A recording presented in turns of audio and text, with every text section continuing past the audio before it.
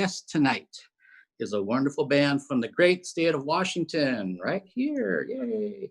Formed in 2013, their brand of alternative rock anything music has been creating quite a buzz here in the Northwest. Please welcome to the Eclectic Arts virtual studio, Christy Anna and John from Papernova. Hello. Hi. Hey, hi, how are you? Good. Thank you. Good. Thank you for having us. Well, thanks for joining me on this Sunday afternoon at 5 o'clock. This is the first show that I'm doing at 5 o'clock. I'm used to doing it at 7 o'clock, but that's more time for drinking afterward. All right. So I've been asking all of the guests so far, and I plan on doing that for the rest of the tour that we have all the way through June 15th. The most timely thing, obviously, is how has the pandemic affected both of you? Obviously, everyone's been affected by it. So how are you holding up? Good. Should I start? Go ahead. Okay. We're both working at this time. We have day jobs, and we're very fortunate. We're very fortunate to have jobs still to kind of fund everything as things are going on. Unfortunately, I think we're both also busier, so we are actually working more hours during this time. So as people are finding more time to go into the creative side and things like that, but for us who have already done that, we're kind of overworked and we haven't actually found too much time to concentrate on our music. But we're trying to change that drastically. Yeah. Yes. Yeah, it's been very difficult. I feel like I've definitely been, like the days have been passing by quickly because it's been busy at work. But because of that, we've been unable, like John has said, we've been unable to really devote a lot of time to our creative outlets, especially because a lot of the creative outlets require being in group settings or being out live, working live events. Or for example, for me, like I work occasionally in indie filmmaking, and like there's no way we can work on an indie film set right now. So, those are things that we are definitely missing. Okay, yeah, no, that makes sense. And it's kind of unfortunate. I think some people think that if they were able to work from home, it's like, well, and it is, a plus for sure to have an income. But at the same time, if the company's kind of taking advantage of that aspect that, oh, you're home, you have access to everything 24/7. That means we can keep putting stuff on you. It's like, I need to turn this off and have you go away for a bit. I've been there where I actually had to tell my boss that thing. It's like, you know what, when it hits 5 o'clock, I'm done. Unless there's something really imperative, I am done. So please, I need to have work-life balance even if I'm working from home. So it's very, very important. You mentioned in your bio about being an alternative rock, anything type of band in terms of your music. What do you mean by anything? Can you tell me more about that? Sure. At the heart of everything, and like many creative outlets, we're all storytellers.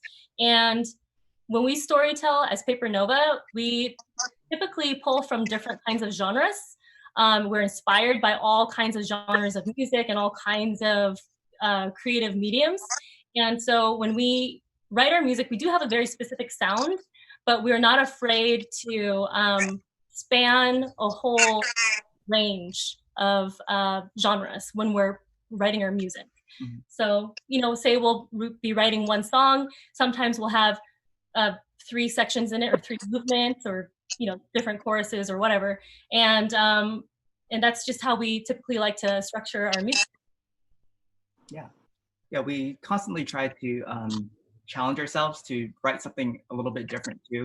When we find ourselves kind of doing the same chord progressions or same kind of sound, we want to get away from that. That way we don't feel too comfortable in the sound that we're making, because what really just motivates us is when we hear something that we didn't think we could make. And once we kind of achieve that, it's so satisfying. That actually it reminds me, I was watching a documentary on the band Rush, and they were talking about when they were recording the song Spirit of Radio, which was kind of a big crossover song for them from the prog rock world to kind of a more mainstream world. They said they could hear their influences in that songwriting, because there's like a weird, almost like Jamaican breakdown in that song. There's like this really progressive part. There's a poppy part in it. And they said, yeah, when we listen back like 30 years later, we know exactly what bands we were listening to and what we were trying to accomplish. And then when they listen to that song, they're like, well, we're in that headspace, so what's the next headspace? Because we don't want to repeat it. And it kind of sounds somewhat similar to what you were just saying. Yeah, I know that documentary that you're talking about, and I was casually just browsing things, and it's like, oh, right, I'll look at it for a minute, and then I ended up watching the entire, like, hour and a half of it. Yeah. Yeah, no, I'm not the biggest Rush fan. I definitely respect them, and they're just amazing musicians. But that documentary was fascinating to me to kind of see their whole journey from just being three dudes up in Canada, losing their drummer, getting Neil Peart, rest in peace, to join the band, and how he didn't fit in with those two because they were so close as friends, and all these other kind of dynamics that you guys know, for sure. So let's kind of, speaking of backgrounds, let's kind of go into your backgrounds each.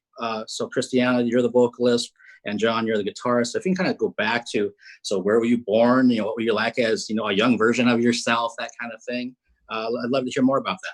Yeah. You want me to go first? Sure. Okay. Well, I was born and raised in the Seattle area, grew up in Federal Way. And I was a very, very quiet and shy person. All throughout my life, up until I kind of, you know, up until maybe it was like college, post-college. And then all of a sudden it was like, I really have to break out of my shell and assert myself and find my identity. You know, I spent a long time trying to find my identity, not only from a career side, but from, you know, from like a personal side. So I didn't start, I grew up playing classical piano, didn't start singing until I was in college, joined a random college choir, and eventually met John and some friends who jammed, right? And I had no idea what the concept of jamming was. Like, I grew up, you know, and I was like it was like very structured practice time, and had no clue how to improv whatsoever. So after spending some time with John, who's currently my husband, and you know, our friends, I was able to really find my voice, no pun intended, and you know, and I spend half of my time, I think most of my time now actually these days, being very creative, whether it's music or film, or I keep going back to film. I work in graphic design as my for my day job, and then the other side, you know, I try to also be a little bit. There was a part of my life where I used to be in engineering as well, so I was an electrical engineer for a little bit, and that was not really my cup of tea. So I moved and transitioned over more entirely into the arts side, and that's kind of where I am at now today. Yeah. Okay. And John? My background is very indecisive, I would say. Yeah. Like growing up in middle school, I have an older sister whose birthday was 2 days ago. 2 days ago. Yeah. Yeah, and she actually played a lot of trip hop around the house, and so when I was younger, I was fascinated by it, by like Massive Attack, DJ Shadow, those things. And then when I became a stupid teenager, I started listening to a lot more just rock in general, like Deftones, Tool, and really got into that headspace. And then going into college, I tried, you know, going the more psychedelic route and listening to more prog rock bands, indie bands, and listening to bands like Mari Volta, Interpol. And I think all of those genres and bands really influence kind of like the music that we do today, and especially all the influences from our drummer Miguel and bassist Andre. So it's a very diverse band, and I think we all bring that into a little pot. Okay, no, that's fascinating. Just off the top of your heads, I mean, what's kind of in rotation a lot for you musically right now during the pandemic? What have you been listening to a lot of? Oh, this is a really good question. I would say we've been listening to a lot of electronica, a lot of electronica these days. I can't really, I mean, like, we've been listening, for example, to English artist Baxter Dury. It's pretty fun. He's pretty hilarious. He's got great lyrics. But you know, it's kind of hard to say. I don't like to say that we listen to everything because we don't listen to everything. But it's definitely more electronica these days. We were putting on there's one day where I was like working a lot and I was like, John, let's listen to black metal right now. Like, I really need to listen to that. And then just the last couple of days, we've been practicing cover songs that were like more like 50s, 60s, oldies. So it's kind of like a gamut, like of how we feel day by day. Yeah. I've also gone through multiple phases of like Chilean pop music, which is really good. Like, I feel like a lot of their influences are like Depeche Mode and kind of like all the kind of 80s new wave styles, and a lot of Japanese math rock. Pretty good. Actually, Japanese math rock is pretty, it's pretty good. So we try to change it up. Sometimes they're not that great. Yeah. but you try to change it up. What's funny to me is sometimes it's not just with you guys, but with other artists that I've interviewed, when they start mentioning certain genres, I start to feel really old because I'm like, what are they talking about? But I've heard of math rock, so that's okay. And I definitely know black metal because I'm a black metal fan. So you guys, I'm actually kind of right there with you for the most part. But some other people, when they start rattling out some other genres, I'm like, oh my gosh, I'm really getting old. I'm like a step away from saying, get off my lawn or something. I know Papernova formed in 2013. And I saw you guys live here in Seattle. I believe it was that year, and over in West Seattle. And you had a different lineup then. I think you were a 5-piece at that time. So can you talk about when you guys first started as Papernova and what things have kind of changed to where you are today in 2020? Oh, great. See, the fifth member was Jen Liu. He actually lives in Hawaii now with his family. And he's actually the one that kind of started the band. He was playing with Andre and Miguel, our bassist and drummer. And they were playing cover songs, just trying to, do something like on the weeknights, just to, spur up that creative tone. And Jen thankfully invited me as well. So we would play covers like Incubus and Foo Fighters and just kind of jamming along. And eventually Christy Anna, we were out of a band at that time. So Christina's like, oh, I'm interested. Do you guys want to sing? Or none of us were singing at all. So I was like, yeah, let's bring Christiana in. She can actually sing these cover songs for us. And like one thing led to another. Every time we would play these covers, in between songs, someone would play a little something like on the guitar, someone would make a little drum beat, and then we would just kind of evolve off that and we would just make a song, just like that. And that organic way of just making a song just really started off that Papernova band. Unfortunately, because Jen is overseas at this time, he's not in the band anymore, but he's spiritually in the band still. Yes. Yeah. Yes. Yeah. Awesome. Yeah. I distinctly remember that what you guys have just been talking about for the last 13 minutes or so has been exactly what I saw on stage, because it really was. I remember Andre with the bass, he was really kind of in his zone and really grooving to things. And then Miguel was doing this whole drum thing that was really a little bit more complicated than the average, 4/4 beat kind of thing. John, you've always been a really textural guitar player. So you have just this large sound coming from your system. And then you had this visual point, which every band needs, which was, in this case, Christiana. You had a certain look, certain sound. Your eyes just went straight to you. And so the guys can kind of do their thing. And then, the audience is just kind of watching and listening to what you're doing. And I don't think that's really changed, because I've also seen you guys live at Hempfest. I saw you at another local club here like a year ago. And Christiana, in your case, and maybe you can speak to this, you're very, very specific about your image. That has not changed, even though the image has changed, but you definitely put time and thought into what you do, which is very similar to Alice. They don't just get up there and, in jeans and t-shirts and off we go. And for those watching this, in another 3 hours or so, then you're going to get to see what I'm talking about. But Christiana, can you speak to how important image is to Papernova, and also perhaps just to yourself in terms of how you want to present your art? Yeah, I think when I'm able to dress up, like currently, normally I have a pompadour, but my sides have grown out, you know, and so they're very long, and I'm just like, okay, it's just regular hair right now. And usually with face full of makeup, which I'm kind of 3/4 of the way there, you know, if I would put more accents and stuff, you know, kind of randomly on my face, and the sequins, I've got the sequins. Usually it's more about it's fulfilling a persona, because the persona helps with my confidence. So when I'm able to step into this other zone, into this other headspace where I'm performing, I'm an actor in this space, it really helps my perpetual and constant stage fright. So even today, like as we talk, you know, my heart is kind of like beating fairly quickly, and I do have a lot of stage fright, just as part of my personality and my character. And so being able to kind of go into a different mode, and with the way that I move or the way that I look and the way that I talk and act, it really helps that out a lot. Yeah, no, I can relate to that.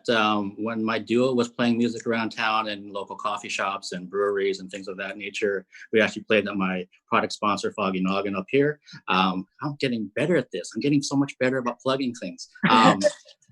I remember when we did our Halloween shows, when I would be made up with makeup or wearing something on my face or my whole outfit, that I could become somebody else. And it was so much easier to kind of be maybe more boisterous and more forward. And instead of me just kind of being a little bit more laid back and casual and a little bit nervous, maybe some alcohol kind of gets rid of the nerves. But when I had that whole outfit thing going on, it changed things dramatically for me, and to the point where I almost thought, well, maybe I need to do this every time I play. But we never got to that point. But I completely understand what you're saying. I remember those days. It was nice. Yeah, they were nice. They were good days. Yeah. This is just a random question. You mentioned that usually your hair would be like in a pompadour and that kind of thing when you're performing on stage. Have you ever thought about trying to get the guys into some sort of hairstyle? Because they all have hair. I don't know about a pompadour, but you know, we have some quarantine hair going on possibly here. I'm not sure. All quarantine hair. Like these were like pretty much shaved down, and now they're like going over my ears. This first world problems, they're just complaining, oh, my hair. Yeah. But yeah, I don't think I could style it today. But yeah, we haven't really tried shaving each other's hair yet. Like, I don't know why we haven't tried. I mean, maybe it's because we just don't have the right equipment or something. But I feel like I have less to lose, and if I shave her head. Well, at least you have options. I don't really have much. So. Sorry, Mark. Yeah, it is what it is, you know. So, hey, I have some other questions I would love to ask you, but I want to give us time to make sure that you can get your gear ready and perform a live song for everyone out there in the live stream world. So we're going to move right into that piece. So just let me know when you're ready, or actually you can just take it away whenever you feel that you're ready to go with your song. So everyone out there, this is Papernova, and you are watching the Inside Out virtual tour with Alice. Take it away.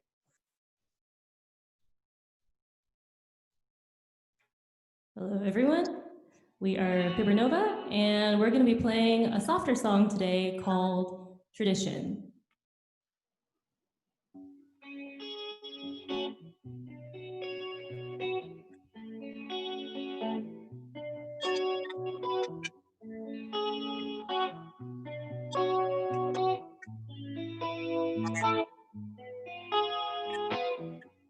Lately I've been thinking, what have I become?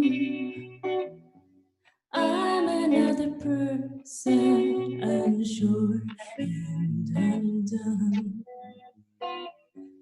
You're a simple person with a simple life. Who am I to tell you this shit's all a lie? Who are you?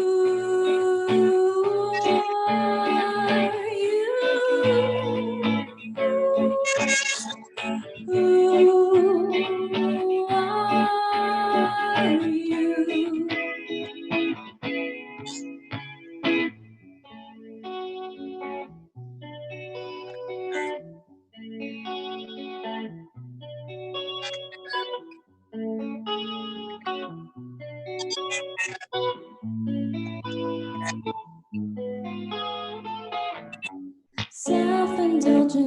madness, like a fantasy, craving self-reliance as more in a dream.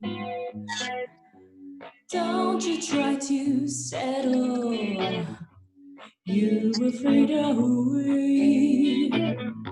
Set a new intention with each passing day. Who are you? What's your religion? When will you break from tradition? Who are you? What's your religion?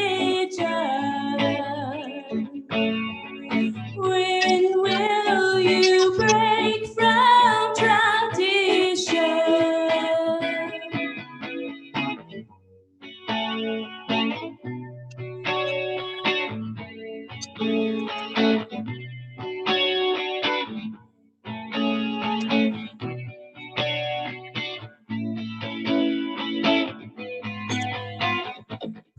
Who are you? What's your religion? When will you break from tradition? Who are you? What's your religion? When will you break from tradition?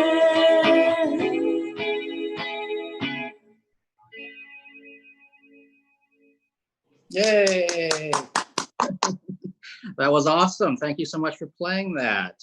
And I know, Christiana, in your case, that the lyrics are extremely important to you. You're very purposeful about what you write. So can you talk a little bit about the lyrical content of that song? Yes, with the song being called Tradition, and the chorus, it's who are you, what's your religion, when will you break from tradition? It's less about religiousness and more about following maybe certain beliefs or certain systems or certain rules or guidelines that might not actually be true or ethical to what you may know in the future. So yeah, the best way to describe that is, like, for example, I grew up knowing and learning and believing in certain things that I thought were right. And over time, I was wrong about those things, and realized that to be a better person, to be more open, to be just a better human person, you know, like I had to learn to change my way of thinking and the way that I approached, you know, kind of any topic or how, you know, any other individual. So just try to be considerate of other people.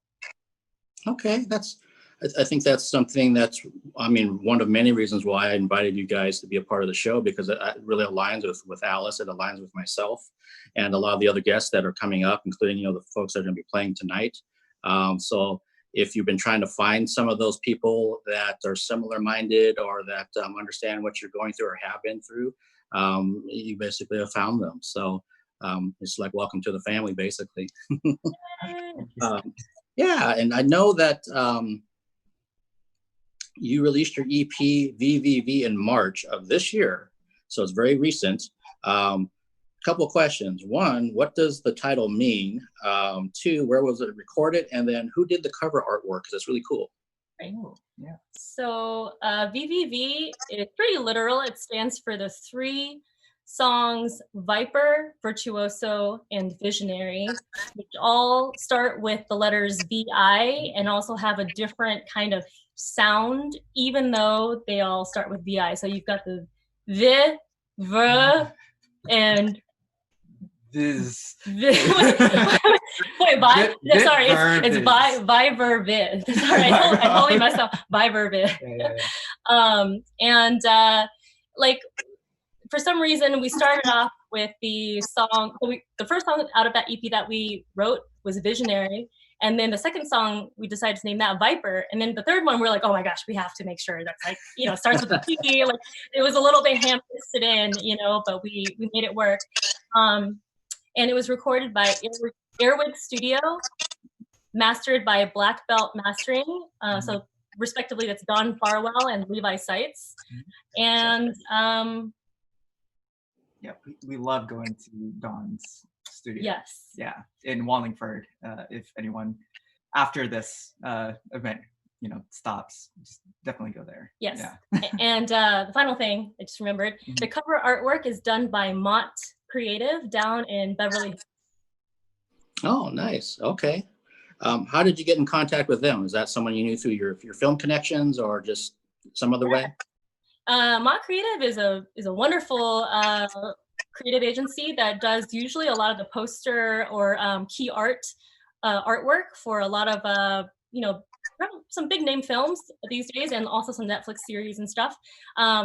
Feel free to give them a follow on Instagram. They're really great, and you know, I have a pretty good working relationship with Ali over there, who not only did the artwork for Papernova, but he has done some artwork for one of my indie films in the past, and they just do really just phenomenal artwork. Yeah, no, as soon as I saw that when it first came out, I was like, I mean, it grabbed my attention right away. And that's exactly what you want. You're, oh, what is that? And I was looking at it. And even as I've been promoting your appearance on the show, every time I see the artwork, I'm like, wow, that's really cool. So yeah, kudos to them. They did a fantastic job for sure. We have about 4 minutes left. And then one question I wanted to bring up for sure, which I'll probably do with some of my other guests, is a little bit more of a serious nature, but your band happens to be made up of different people of color, different backgrounds. And has that had any impact on your career, either positive or negative or just indifferent? Oh, interesting. You want to answer? Oh, how does that affect our career, or just kind of how we make our music? Is that? I would say your career, because for some folks that are watching this that maybe are also people of color, maybe they've run into some obstacles because of their color, or maybe they haven't and it's been fine. Sometimes that's their charge. They really want to put it out there that, you know, we are this band of these people and these backgrounds. So I kind of want to know where you guys fit into that. That's a really good question. I think the nice thing about how our band kind of started to begin with, it was very organic. Like we didn't actually have plans to even start a band, but we just clicked together. And I think it's because of the different backgrounds that everyone else had. And I think our openness to really just accept that and just to be really like fascinated by it really helped create our sound, at least in our music careers in general. And I think it's very representative of how we feel and how we kind of approach music in general. Every time I listen to a new band, or Miguel brings up a new band, or Jen, like it's always great. Like we're always like welcome to hear like their influences. And there are things I would never have guessed with Miguel's background. He's Mexican American, and also Andre, who's from South Africa.